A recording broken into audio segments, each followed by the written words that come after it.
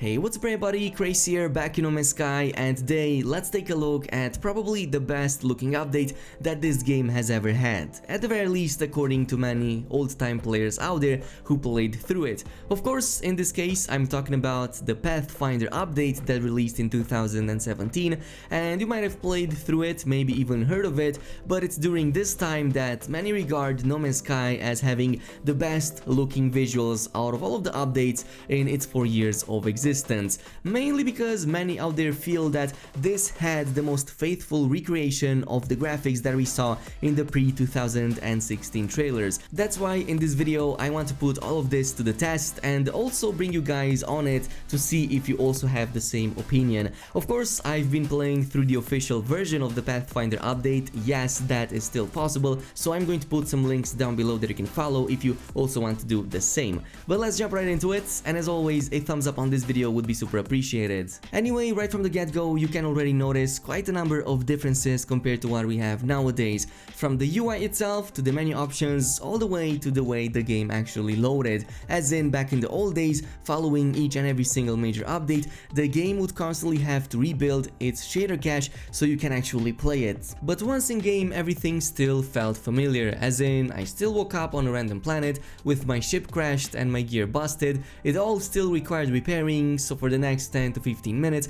I spent my time actually collecting resources so I can further leave the planet in the first place. But this is also where I noticed some distinctions. First of all, I crashed right next to my ship, which isn't the case in the current version of the game, where it actually spawns on the other side of the planet. Second of all, even the 3D model was vastly different than what we have nowadays, which kind of makes me appreciate the changes that Hello Games has added over time. This includes the attention to detail on the very ship as well. So in the Pathfinder update, we didn't used to have all of these amazing details on the ships, like rust signs, damage signs, a lot of those little items that add to that detail, even the decals and whatnot. It was basically as if this was the lower resolution version of what we have nowadays with way less details. Furthermore, many of the side objectives that are present in the game nowadays, such as the need of actually acquiring and creating portable devices, building your first shelter, and even encountering the first set of aliens, that was actually added with the Atlas Rises update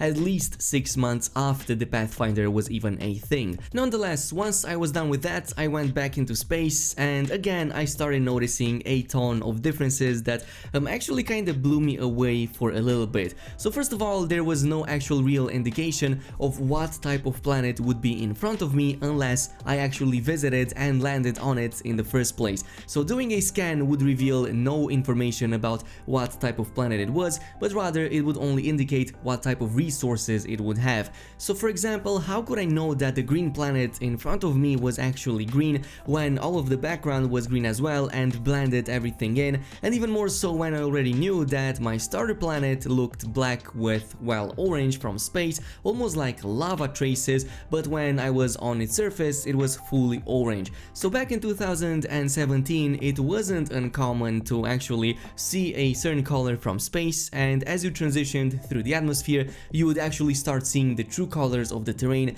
appearing and forming in front of you, which is what actually created the meme back in the days that finding a planet was actually a roulette and you would never know what its true colors really are. But this brings me to the environments and biomes of the planets, and mainly the reason for why I wanted to create this video in the first place. Full disclaimer, yes, that green planet that we saw in the distance was actually proven to be green once I landed on it as well, so I was very glad that my first starter system was also a green lush paradise such as this. And not just like any green lush paradise, it was one of the most beautiful planets that I have ever seen in this game, and I've been playing it basically since day one.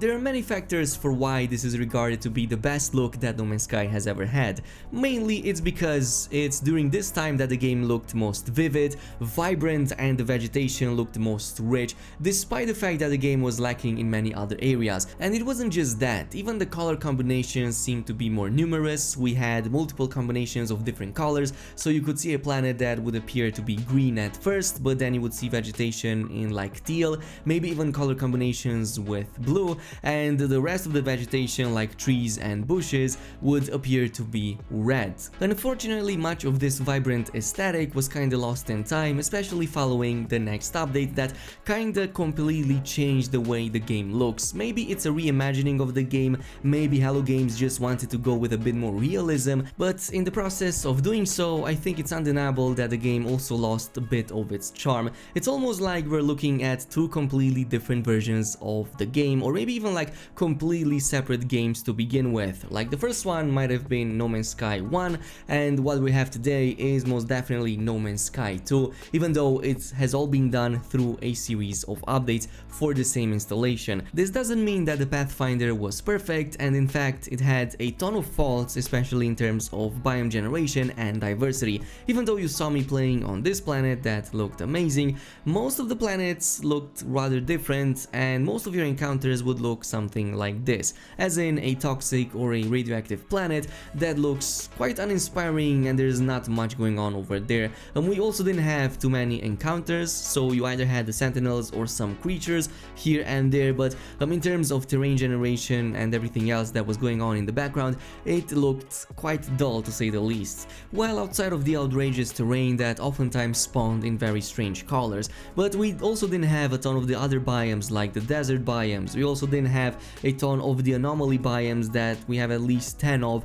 in the current version of the game, and this doesn't begin to include all of the other versions and the ringed planets that we also have. So yes, back in those days, the lush planets were way better, but everything else was kinda way worse. Creature generation was a whole nother thing, and sometimes not even a point of complaint for the game as much as a point of ridicule and laughter for the way it was actually done. Mainly because there were times when, well actually oftentimes when creatures were generated in ways that they never made sense. So for example, you could see creatures that were obviously designed to walk on all 4 feet actually being bipedal and maybe sometimes even flying. That can still happen nowadays, but back in those days it was actually rampart and it looked something like this. Even the animations didn't help at all with the fact that they weren't as detailed as they are nowadays. So yes, this has been later changed. Now we have much better creature AI, interactions with them are also way more numerous and improved, so you can actually feed these creatures, and there is a mechanic in there that actually is rewarding.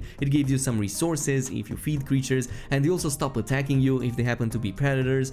Furthermore, you can also like milk them if that's your thing, and even ride them, which we didn't have this option back in those days. The only option that you had back in those days was to feed them once. They would have like a happy icon on top of their head, but that was pretty much it. The same went with the flora. Back in those days we had one single type of flora that was actually threatening, and that was of course the whipping plants. My old time nemesis. It's something that I always had trouble with, but since then Hello Games decided to actually add a few more extra on top that are even more annoying than that. Don't get me wrong, I'm actually glad that that's the case. I'm actually glad when I'm going and exploring that there's a hidden Venus trap ready to attack me and eat me. I'm actually glad that there's exploding plants all over the place, and I also love the fact that when you explore caves there are toxic flora that emanate all kinds of toxic gases that can damage you. So I actually like those changes, but those came a little bit later. This brings us to the quality of life changes, and oh man, were there many quality of life changes added throughout the years, and only when you play the initial versions of the game is when you truly start appreciating them. So first of all, there wasn't a ship summon back in Pathfinder. In fact, if you walked like 3 miles away from your ship, you had to make those 3 miles back to your ship to actually fly up and go off the planet if that's what you wanted. Even the quick menu options were very limited. You only had access to a camera, a torch toggle, replenishing some of your resources, and maybe the quick build menu if you wanted like a save beacon or like a coordinate beacon to see where you are on that planet or in that system, but that was pretty much it. You didn't have access to anything else. Of course, we did have access to base building. That was also very different than what it is nowadays. Like, you had to manually find an outpost, and only if you claimed that outpost, only then could you start adding to it and actually make it your base. It was also restricted to only one player per system, per base, so that meant that if one player created one base in any given system on any given planet, any other player would not have an option to build his own on the same planet unless he went offline and was playing on a different version of the same universe. Of course, there are many other differences that I haven't named, like for example the night sky looked vastly different back in those days, mainly because the game didn't fully take into account the atmosphere of your planet, but rather it was displaying kind of like the background of the solar system you were in, and that was the color or the color combination that you would see, which oftentimes actually created much better sceneries than what we have nowadays. Also, and I'm sure many of you remember this, the clouds used to look way more different back in those days compared to the current version of the game. So we didn't even have 3D clouds back in Pathfinder and even Atlas Rises, but rather we had this kind of fog that was sitting up in the atmosphere. And not just that, the clouds weren't fully rendered on the entirety of the sky, so at some point on the horizon you would see that the clouds would break off and we would have like these empty patches that wouldn't display any clouds because yes, the game simply wouldn't render as far as you could see. Anyway, as a conclusion to everything we've talked about in this video, I think that it's undeniable that No Man's Sky has made an amazing progress in the past 4 years, and it's a vastly different game than what it was back in 2016, even 17 and 18, and it's constantly changing and becoming even more amazing. But it's also undeniable that some of the old aesthetics, especially those vibrant, lush planets, are kinda like part of the charm that made No Man's Sky to be so appealing to so many players back in 2016, and I really wish that Hello Games made it so that we had some of those lush and vibrant environments and visuals back in the game at some point. Even though there were some attempts with various updates like visions and whatnot, we never actually got close to the aesthetics that used to be back in 2016, so I really wish that whatever update Hello Games adds in 2020 is going to at the very least attempt to bring some of that back. But let me know down below what's your opinion on all of this and which of these aesthetics do you prefer the most. Leave your comment, and as always don't forget to subscribe and activate the notification bell, and I will see you guys in the next one.